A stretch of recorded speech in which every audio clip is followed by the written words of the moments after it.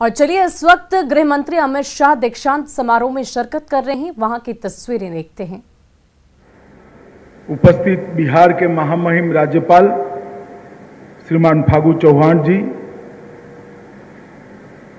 जिन्होंने शिक्षा का संकुल बिहार के इतने अंतराल विस्तार में बनाया है, ऐसे सांसद और कुलाधिपति हमारे गोपाल नारायण बाबू,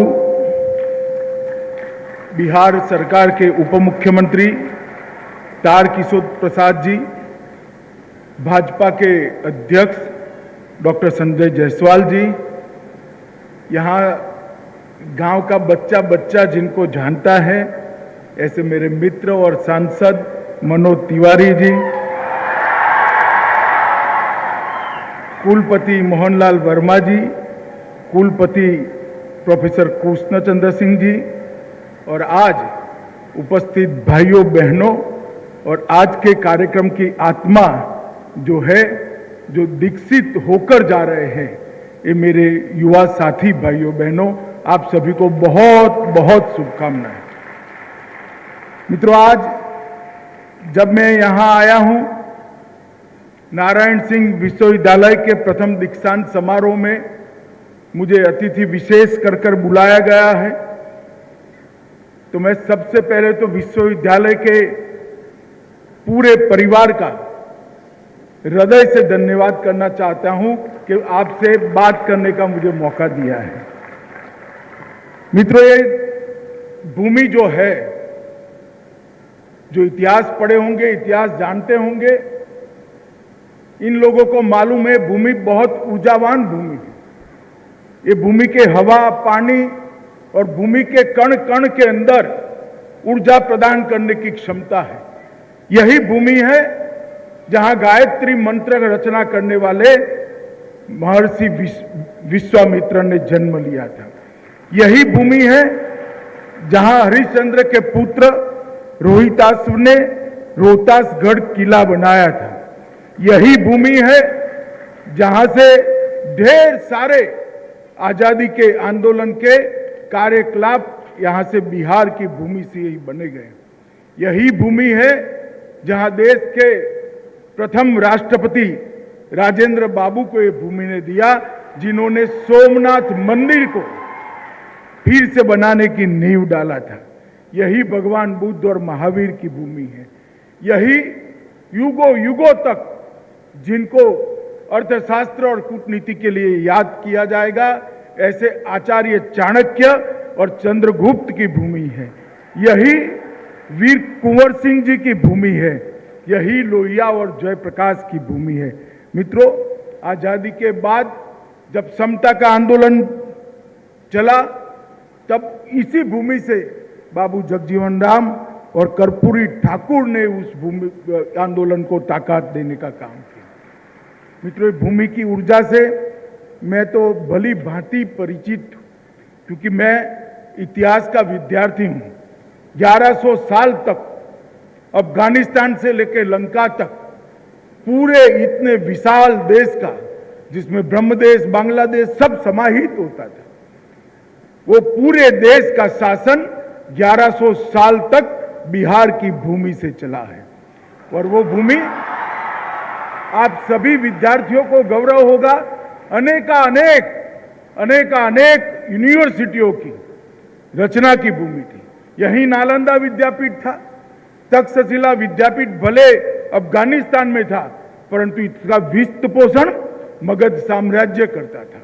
और यहां से चाणक्य ने ही तक्षशिला विद्यापीठ को विश्व प्रसिद्ध बनाकर पूरे विश्व के लोग तक्षशिला विद्यापीठ में विद्याभ्यास के लिए आए, इसकी यहां पर स्थापना की थी। वो बिहार को फिर से एक बार ऊर्जावान बनाने का, बिहार को गौरवान्वित करने का काम आज बिहार के युवाओं ने करना है। मैं बहुत बहुत बधाई देना चाहता हूं गोपाल बाबू को, क्योंकि गोपाल बाबू को मैं जानता हूं, किसी भी क्षेत्र में काम करते तो आगे बढ़ सकते थे, परंतु इन्होंने विद्या का क्षेत्र चुना और इस क्षेत्र के अंदर ढेर सारे इंस्टीट्यूशन बनाए। मैं तो आश्चर्यचकित रह गया था जब पार्लियामेंट में एक बार मुझे मिलकर इसका वर्णन करता है। यहाँ मेडिकल पढ़ाया जाता है, नर्सिंग पढ़ाया जाता है, फार्मेसी पढ़ाई जाती है, लॉ पढ़ाया जाता है, पैरामेडिकल स्टाफ का भी यहाँ ट्रेनिंग होता है, MBA पढ़ाया जाता है, कॉमर्स पढ़ाया जाता है, जर्नलिज्म पढ़ाया जाता है, कम्युनिकेशन पढ़ाया जाता है और यहाँ पर लाइब्रेरी साइंस भी पढ़ाया जाता है। इसके साथ साथ एग्रीकल्चर इंस्टीट्यूट भी बनाया है। कुछ छोड़ा नहीं, पूरे क्षेत्र के अंदर इस प्रकार के एक ही अम्ब्रेला में इस प्रकार की ऐसी संस्था की रचना की है जिससे यहां के बच्चों को पढ़ने के लिए कहीं बाहर जाने की आवश्यकता ही न हो। मित्रों, जब एक विद्यालय बनता है तो अनेक युवाओं के, बच्चों के जीवन में विद्या का प्रकाश करता है। विद्या का प्रकाश ही अज्ञान के अंधकार को दूर करता है और विद्या का प्रकाश ही व्यक्ति के जीवन के अंदर आगे जाने का रास्ता प्रशस्त करता है। आप सभी लोग आज यहां से दीक्षित होकर बाहर जा रहे हैं। कुल मिलाकर 791 विद्यार्थी, बहुत बड़ी संख्या है साहब, 791 विद्यार्थी यहां से दीक्षित होकर जा रहे हैं और 293 विद्यार्थी मेडिकल के छात्र हैं। उसमें से 793 विद्यार्थी अगर एक बार संकल्प कर ले कि हमारा बाकी का जीवन इस देश को विश्व में सर्वप्रथम पहुंचाने के लिए हम करेंगे, तो मैं मानता हूं एक बहुत बड़ी ऊर्जा की निर्मित है। आपको शायद मालूम नहीं है, जब आपको आज डिग्री मिल रही है, ये डिग्री इसी साल में मिल रही है जो आजादी का अमृत महोत्सव। 75 साल हो गए देश की आजादी को। कई लोग कहते हैं कि 75 साल में हमें बहुत पिछड़ गए। मैं निराशावादी आदमी नहीं हूं, मैं आशावादी आदमी हूं। 75 साल में एक मजबूत नींव डालने का काम हमारे पुरखों ने किया है। हमारा दायित्व है कि आने वाले 25 साल में देश की जब शताब्दी मनाई जाए आजादी की, तब हर क्षेत्र के अंदर देश विश्व में सर्वोच्च स्थान पर बैठा हो। ये करने की हमारी जिम्मेदारी। और इसीलिए देश के प्रधानमंत्री नरेंद्र मोदी जी ने ये आजादी का अमृत महोत्सव मनाने का एक वर्ष तय किया है। आजादी का अमृत महोत्सव मनाने के लिए 3 उद्देश्य उन्होंने हमारे सामने रखे। एक तो नई पीढ़ी के जो बच्चे हैं उनको आजादी के लिए, जो हमारे आजादी के संग्राम के नेता थे, आजादी के संग्राम के सैनिक थे, उनका परिचय। ढेर सारे लोगों ने, लाखों लोगों ने घर बार छोड़ दिया, विद्याभ्यास छोड़ दिया, पूरा जीवन का बलिदान दिया, तब जाकर आज हम आजाद हिंदुस्तान के अंदर आजादी के साथ, अपने अधिकार के साथ सांस ले रहे हैं। अगर वो लोग अगर ये संघर्ष न करते तो आज भी हम गुलामी की जिंदगी जीते होंगे। वो 75 साल पहले और 90 साल 1857 से 1947 तक जिन लोगों ने अपना सर्वस्व बलिदान किया, उनको आज नई पीढ़ी जाने, वो बहुत जरूरी है, क्योंकि उनके त्याग और तपस्या का इतिहास जानकर ही देश के लिए जज्बा, जीने का जज्बा पैदा हो सकता है। मित्रों, आज मैं सारे बच्चों को कहना चाहता हूं, मैं भी आजादी के बाद पैदा हूं, आप भी आजादी के बाद पैदा हुए। आजादी के लिए मरना हमारे भाग्य में नहीं, देश के लिए मरना सबके भाग्य में नहीं होता है, परंतु देश के लिए जीना हमारे हाथ में होता है। हमारा जीवन अगर देश के लिए जीने का हम निश्चय करते हैं तो बहुत बड़ी ताकत देश को मिलती है। मित्रों, आज वीर कुंवर सिंह जी ने जिस दिन अंग्रेजों के सामने एक निर्णायक विजय प्राप्त की थी, वही दिन है, वही 23 अप्रैल का दिन है जब अंग्रेजों को हराते हराते 80 साल के वीर कुंवर सिंह ने अंग्रेजों के दांत खट्टे कर आरा और सासाराम को मुक्त कराया। और वीरता की पराकाष्ठा देखिए, जब बाएं हाथ पर गोली लगी दाएं हाथ में तलवार पकड़कर बायां हाथ काटकर गंगा में बहा दिया और आगे लड़ने के लिए वो 80 साल का वृद्ध आदमी निकल पड़ा। वो वीरता की परम सीमा थी। और उसी दिन, वही पवित्र दिन, आज आपको डिग्री मिल रही है। मित्रों, मोदी जी ने बिहार के शिक्षा के बारे में जो उज्जवल इतिहास है उसको देखते हुए एम्स दरभंगा में बनाया है, बोध गया में IIM बनाया है, पटना में NIT बनाया है, नालंदा इंटरनेशनल यूनिवर्सिटी पुनर्जीवित करी है, आर्यभट्ट नॉलेज यूनिवर्सिटी बनाई है, चाणक्य नेशनल लॉ यूनिवर्सिटी बनाई है। ढेर सारे शिक्षा संस्थान मोदी जी ने बिहार के अंदर चालू किए हैं, क्योंकि ये भूमि की ऊर्जा, इसका समुचित उपयोग देश के विकास के अंदर होना चाहिए। मित्रों, आज काफी सारे लगभग 300 विद्यार्थी यहाँ से मेडिकल क्षेत्र के अंदर अपना पदार्पण करेंगे।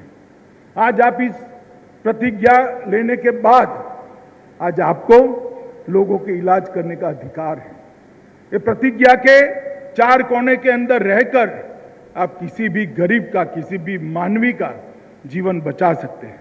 उस वक्त मैं आपको कहने चाहता हूं कि आपके उज्जवल भविष्य के लिए मोदी जी ने एक बहुत बड़ा फील्ड तैयार करके रखा है। स्वास्थ्य के क्षेत्र में आजादी के बाद 70 साल तक टुकड़ा काम होता था। मोदी जी ने एक होलिस्टिक अप्रोच के साथ स्वास्थ्य को फोकस किया।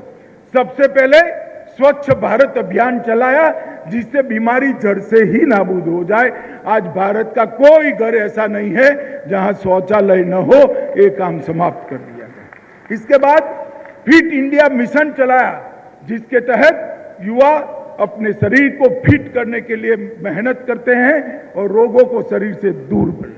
उसके बाद में पोषण अभियान चलाया, जिसके कारण कुपोषण के कारण शरीर में जितनी भी बीमारियां आती है, इम्यूनिटी कम होती है, जो बीमारी को आने का गेटवे है वो न हो। मिशन इंद्रधनुष बनाया, बच्चा बचपन से ही रोग रहित हो, इसलिए टीकाकरण का इंद्रधनुष बनाकर हर रोग से टीका देकर उसको सेव करने का काम मोदी जी ने किया। फिर आयुष्मान भारत की योजना लेकर आए, जिससे देश के 80 करोड़ लोगों को, फिर से एक बार मैं आपको कहना चाहता हूं कितना बड़ा मार्केट पोटेंशियल आपके लिए मोदी जी ने तैयार किया है। 80 करोड़ लोगों को 5 लाख तक के इलाज के लिए 1 पैसे का खर्च करने की जरूरत नहीं है। नरेंद्र मोदी सरकार वो सब गरीबों का पैसा चुका। जो बच्चे आज MBBS, MD, MS होकर जा रहे हैं, उनके मन में भय होगा कि गांव में चले जाएंगे, हमारा गुजारा कैसे होगा। डरिए मत, गरीब से गरीब लोगों तक अपने परिवार के लिए सालाना 5 लाख खर्चा नरेंद्र मोदी सरकार करती है, जिससे आपके अस्पताल अपने आप ब्रेक इवन पॉइंट के बाहर आने वाले हैं। इसके साथ साथ जल जीवन मिशन चालू किया, शुद्ध पानी हर व्यक्ति के घर में पहुंचे, जिससे इसका शरीर रोगों का घर न बने। जन औषधि केंद्र चालू किया, जिससे हर दवाई 30% से 90% सस्ती गरीब आदमी को मिले। और तहसील सेंटर पर एक वेलनेस सेंटर बनाने की भी शुरुआत की है। 5 साल के बाद भारत की हर तहसील में एक वेलनेस सेंटर मिल जाएगा। नीट की एग्जाम चालू की है। मॉडर्न मेडिकल साइंस से जुड़े हुए इंफ्रास्ट्रक्चर और ह्यूमन रिसोर्स के विस्तार के लिए ढेर सारी चीजें शुरू हुई हैं। एक जमाने में 2013-14 में भारत में प्राइवेट और सरकारी मेडिकल कॉलेज की संख्या 387 है। मेरा विद्यार्थियों से अनुरोध है, जरा जोर से बोलिए, कितनी थी? 387, 387। जरा बोलिए कितनी थी? और आज 8 साल के बाद 387 से बढ़कर 596, मतलब 600 मेडिकल कॉलेज देश में उपलब्ध है। पहले हर साल 51,000 डॉक्टर पढ़ लिख कर बाहर आते थे एमबीबीएस, आज 51,000 से बढ़कर 89,500 डॉक्टर बाहर आते हैं। पहले 31,100 पीजी डॉक्टर बाहर आते थे, आज 60,200 पीजी डॉक्टर हर साल लोगों की सेवा करने के लिए बाहर जाते हैं। मित्रों, इंफ्रास्ट्रक्चर जो नरेंद्र भाई ने बनाया है, उसने देश के हेल्थ सेक्टर का पूरा सिनेरियो बदलने का काम किया है। मित्रों, बिहार के अंदर भी बिहार सरकार ने ढेर सारी चीजें करी हैं। मैं सिर्फ इतना ही कहना चाहता हूं, यहाँ जो भी अलग अलग विधाओं के छात्र आज डिग्री लेकर जा रहे हैं, मोदी जी ने चाहे कोई भी क्षेत्र हो, हर क्षेत्र के लिए विश्व के साथ आपकी स्पर्धा कर पाओ, इस प्रकार का प्लेटफॉर्म खड़ा करने का काम नरेंद्र मोदी जी ने किया है। स्टार्टअप की योजना शुरू करी है, स्टैंड अप की योजना शुरू की है। हर क्षेत्र के अंदर युवाओं को मौके मिले, इसलिए ढेर सारी सुविधाएं नरेंद्र मोदी जी ने की है। जरूरत है देश का युवा जज्बे के साथ काम करे, देश का युवा सिर्फ अपने लिए काम न करे, देश का युवा दूसरों के लिए काम करे। अगर गोपाल बाबू इंडस्ट्री लगाने का निर्णय करते तो आप लोग अच्छे से पढ़ पाते क्या? पैसा तो इंडस्ट्री लगाकर भी मिल सकता है, शायद यहां न भी मिले, मगर उन्होंने यूनिवर्सिटी खोली तो आज हजारों हजारों बच्चों का जीवन सार्थक हो गया है। हम काम जरूर करें, अपने लिए करें, अपने परिवार के लिए करें, मगर साथ साथ दूसरों के फायदे की भी चिंता करें। मित्रों, इस प्रकार से जीवन जीने से ही देश आगे बढ़ सकता है। और अंत में एक मेरी व्यक्तिगत बात है, आप लोगों के साथ मैं मन से करना चाहता हूं। मित्रों, जब कभी भी आप किसी भी क्षेत्र में जाइए, अपनी भाषा को मत भूलिएगा, घर में अपनी भाषा बोलने का आग्रह जरूर रखिएगा। दुनिया की कोई भी भाषा सीखना बुराई नहीं है, भाषा विद्या का स्वरूप है। सिर्फ अंग्रेजी नहीं, दुनिया भर की जितनी भाषाएं आपकी क्षमता है ढूंढ लीजिए, मगर मातृभाषा को कभी मत भूलिएगा। अपने बच्चे को मातृभाषा देकर जाइएगा, मातृभाषा आगे बढ़ेगी, देश गौरवान्वित होगा और आपको भी संतोष होगा। फिर से एक बार आपके उज्जवल भविष्य के लिए आपको ढेर सारी शुभकामनाएं और दीक्षांत होने के लिए बहुत बहुत बधाइयां देकर मेरी बात को समाप्त करता हूं। वंदे मातरम। मंत्री अमित शाह को